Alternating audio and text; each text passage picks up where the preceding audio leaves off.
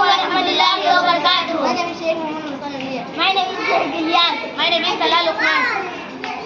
We are studying with class in Ideal Global Islamic English Medium School. We are going to science experiment.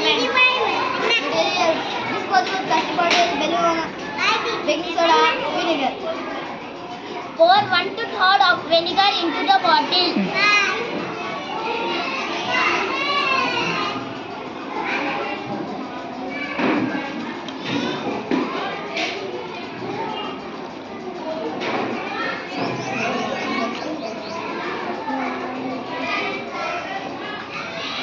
Number 2.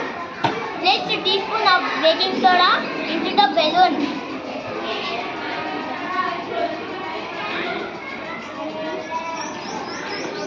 Number 3.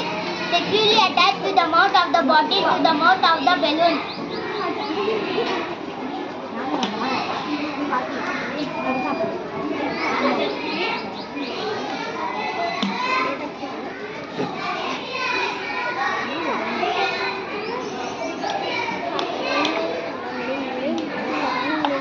Number 2. Lift the end of the balloon. Let the baking soda drop into the bottle.